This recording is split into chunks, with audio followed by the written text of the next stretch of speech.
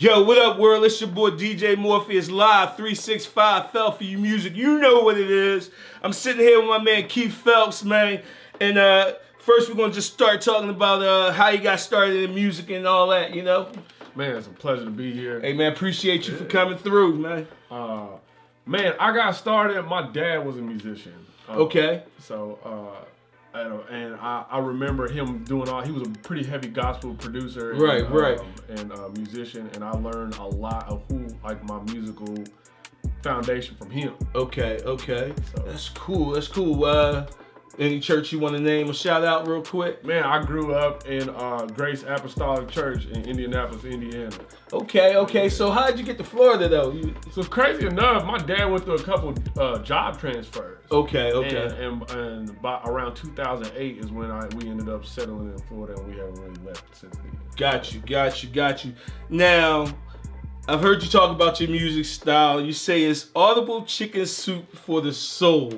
Break that down for people so they can understand what that's about, man. My second project, which was an EP, Finding Myself, the opening rap, one of the opening rap lyrics was that it was the audible chicken soup for the soul. Okay. And saying that it's, the chicken soup for the soul concept is definitely something that's like supposed to nurture and heal the soul. Got you. Or at least someone who's have some type of like short-term illness. You know. Okay. Usually you take the soup when you're not feeling Right. And musically, I try to do that by way of like real life situations and providing solutions within the music. Yo, that's most people ain't even trying to hear that right now. Though. Everybody on some other stuff. Yeah. It's the club. But nah, seriously. So you had a line that you said in your song, man, and this is about food again. I'm an old chef myself, so it said, I made a gourmet meal, you turned on a toaster oven. What was you talking about? What happened made you say that? So, that song, Realism, which is off my most recent project, Any Given Friday. Right. Was just kind of about the microwave nature of music these days. Very, very short term. When you get a gourmet meal, there's a lot of substance within that meal. Right. There's all the subtle nuances, and the ingredients are usually, grass fed, beef or the garden fresh, vegetables, and usually the things you put in toasters are like Pop-Tarts. Toaster strudel. Right. Pop-Tarts. All the different stuff like that. And so I think I finished that. I made a gourmet meal. Y'all let the toaster on and still let the bread burn when y'all was all on your phone. Like Right. Even something still simple as you still messed it up. Right. Mumbling rappers that go out to y'all, it's like, no, I'm joking. I'm not dissing nobody. I'm sorry, man. Go ahead and finish telling me. But no, it's one of those things where I think I have an appreciation for a lot of music, because I think that a lot of it has its place. Right. But I think there are certain people, and that was kind of more for that song, where people are kind of coming into the situation, trying to pimp the game by making very bleak, minimum music. Right. All right, so let me ask you, what has been your experience? I know, right now you're an independent artist. What has been your experience being an independent artist? The start was definitely a bit of a question mark. Okay. Because I think the misconception of the independent artist thing is like, I become an independent artist and I don't have to do anything or have anything that a label already has. Okay. But the working parts of that corporation you still have to have for your career. Right. Else you won't really start to see results. Right. And then finding the happy medium between acquiring all those working pieces and then looking at your current budget, and what can you actually spend. Right. That was on a more business level. That was definitely a struggle getting to this point where I kind of understand how that works. Okay. I think the other thing, the best thing about it is actually really controlling the subtle dynamics of how you do things. Right. There would be instances where it's just like, I want to put out a song this particular day, and maybe that day didn't work out. You kind of pull your plans back, give yourself another week, and put it out then. Right. You don't have to answer to anybody. Right. You kind of set your own pace. That's what I love about being independent. I don't have to answer to nobody. I do what I want to do, when I want to do it, Exactly. how I want to do it. Exactly. And I'm one thing. You know what I mean? So, all right, let's see. What artist has been your greatest influence, and why that particular artist? So there's about 3 people I would say to be my all-time greatest influences. Okay. Starting with my father. I remember growing up wanting to like be him, like whatever, however he would play, a lot of the moves he would make, his whole approach, and just the things he's taught me has allowed me to kind of sift through almost every music environment that I've been through, regardless of the genre, regardless of the collaborators. It's just that good of concept and advice. Then another one of my hugest influences, actually a San Diego native, gospel artist by the name of Tone. Okay. Yeah. Shout out Tone. Yeah. He was actually like, I remember hearing him when I was 14, and I was like, I didn't even know people could do this with music, and just to still have such a strong message, but have not really follow any rules by way of the music. That was insanely inspiring. And then the genre hopping that he would do, I definitely learned that. Right. Letting you know that it doesn't have to just be those gospel chords. Yeah. You can make some other stuff hot as well. Yeah. But finally, I would probably have to say my other largest influence would be Kanye West. Kanye. Most definitely. Yeah, because he came from nothing, man. Yeah, he worked hard to get the Midwest thing, that's 2 hours away from Indianapolis. Right. So he was also like a a suburb kid that wasn't from like the ghetto. Right. But he was, when he rapped, I was like, I know what you're talking about. Okay. There's a lot of like urban references that people make, all the slang terms for like drugs and guns and all this. I grew up in church in the suburbs. Right. I don't know what none of that stuff is. Right. So he was kind of the first archetype character for, He was the first narrator for that vision. Yeah, he was the first one to give you that understanding of what's going on in the hood. Yeah, that's what's up. Okay, let's see. Here's one that I always ask, man. What have been your highest points and your lowest points in this journey, man? Chris, take some pictures. I can honestly say the highest points are definitely gonna go.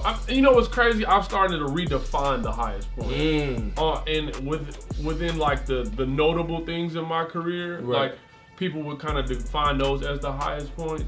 But I can honestly say right now, I would probably say is one of my highest points because I'm literally in a position to do what's coming directly out of my heart, uninhibited. Uninhibited, you know what I'm saying? It's you. Yeah. And you control it. Yeah. It's the biggest thing is being able to control it. I'm really happy about that. I can honestly say the lowest point was when I was very unsure about who I was within what is going on, like where I belonged, because I was trying my best to be a record producer exclusively, and I had. We're gonna get into that. You've done some scores and stuff, and But and before I got to this point, I was, I had a lot of submissions for placement. I had a lot of records that they were actually on people's albums, and then they got pulled because the paperwork wasn't where, and that was just a very stressful and somewhat depressing process. I can imagine. Because you have the chops to execute at that level, but you still can't break through. Right. The independent artist thing was like an opportunity for me to do everything that I wanted to do as a producer and still have a voice at the same time. Yo, those jewels right there. All right, so this one is, if you could go back to your former self, if you could go back now and talk to that boy that was sitting there with those first ideas and dreams about doing music, what advice would you give him? Dang.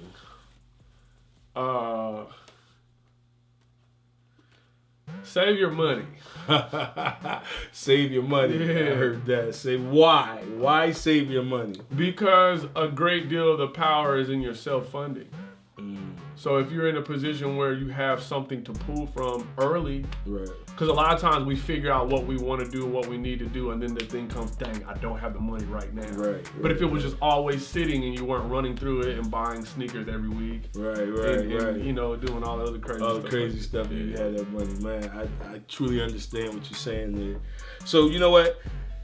let's talk about the score that you did for the movie. The movie was The Fatherless Generation, right? Yes. And I understand there's some big names up in this one. It is. Man, I was afforded the opportunity to score the film directed by my good friend Nathan Chaney. Okay. He's actually the star of the film, but it's a documentary on his personal journey to confront his father about not being his life, you know, and he didn't kind of confront him till, I guess, either his late 20s or his early 30s. They took all 30 years or close to 30 years before he confronted him about that. But in doing so, he wanted to get some stories from celebrities, you know, and kind of see what their childhood was like, you know, concerning their fatherhood and things of that nature. And Terry Crews, he is in the film. I met his wife recently, man. Oh, yeah? Yeah, she gave me a little bit of his story of coming up, man. It's a powerful message, man. It's heavy. It's a powerful message in there. He speaks on that you know, and definitely it takes a long time to kind of score. So you kind of really, you start to get really intimate with their encounter. And George Lopez also is, he's one of the executive producers, but he also sits down and tells his story. Okay. And I mean, very deep and touching and moving, you know, things. But I can honestly say I was really proud to just be a part of the project just because I feel like the message is so necessary. You know what, man? It's funny that you speak on that. I have been on both sides of that message. You know, I have children, and some of my children's lives, unfortunately, I wasn't in. But, you know, I understand those struggles of not being there or having those questions and not having the one to answer those questions. So I say to any father out there, if you got a child, man, he want to ask you some questions, let him ask them questions or go find him, as a matter of fact, because it's important, for real. But on another note, let's get back to this interview. Your band, The Conglomerate. Yeah. What's that about? Oh, man. The experience on stage is like no other. Really? It really, really is like no other. We all, the core of us, three of the guys that are still that are in the group, we met playing at the same church. Okay. And the playing experience at the church was pretty intense. Right. But there's only so much you can do within those confines. So it kind of grew from, I think, like 4 initially, and now we're up to 7 guys. Wow. We kind of take a lot of influences from like Snarky Puppy, which is a really big like fusion funk orchestra type band. Right.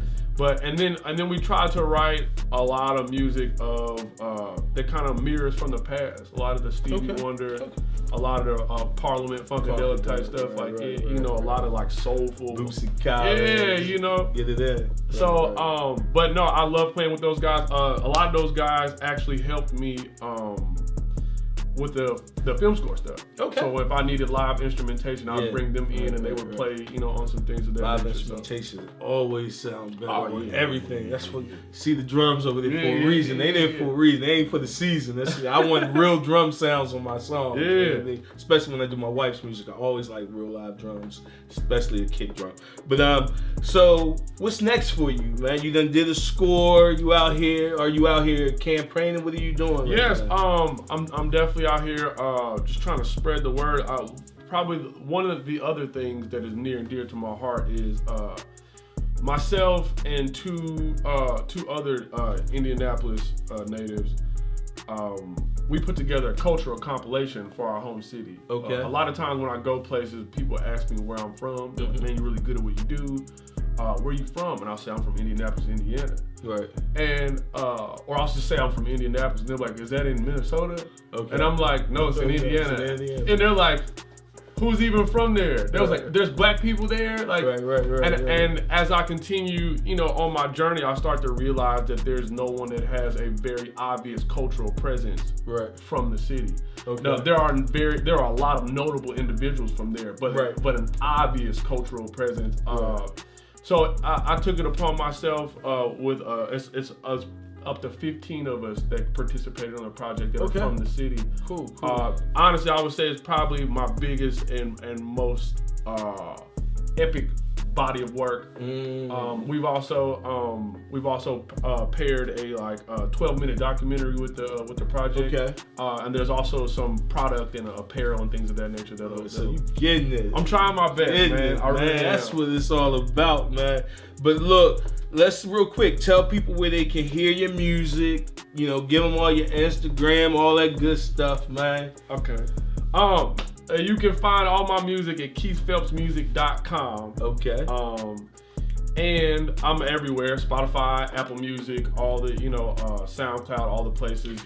Put them on your playlist. Come on, man, help your brother out. Put him on the playlist. Let him get that bread. And then Let other mugs get it. You don't know them. yeah. I'm sorry, man. I get like that sometimes. Hey, 'cause I'm it's with it. real. This independent thing, they don't understand, man. When you independent, you need those hits. You It's need true. people to continue to let you know that you're doing the right thing, because you don't know, you know what I mean? You put something out, nobody hits like, I like that. People may like it, but if they not showing you they like it, how are you supposed to know? It's hard to measure. Exactly, Yeah, exactly. very hard. But I'm sorry, man. First, No, give them no. just give them your info. You gave them your Instagram. Yeah, Instagram at Keith Phelps, Twitter at Keith Phelps, YouTube.com/Keith Phelps Music, Facebook.com/Keith Phelps Music. Okay. Yeah. Doing it. You got them all locked, but that's most people don't understand. You lock them all together. You know what I mean? Yeah. You lock them together, you good to go. But again, I thank you for coming through, man. Fell for You Music. You know what it is, fellforyoumusic.com. Check us out at Fell for You Music on everything: Instagram, Twitter, Facebook. We everywhere. You know what I mean? Again, thank you for coming. Keith Phelps, yo, let's go. Man. Ladies and gentlemen, you are now listening to Annette Town's finest. Yeah. No paper checks, please, I need direct deposit. I'ma hit the store and probably cop a comic. A dream that one day I'll impact the world. Nothing's out of reach when you work. I was on my way to church when that fire in Adrian's speakers ignited a passion. Then I applied it to my mind and decided that I'd rather be a boss than a peasant. Broke the slave mentality. I used to want an ex with a line to provide. Then I realized it's my destiny to rise and to shine against all odds. I gotta get what's meant for me.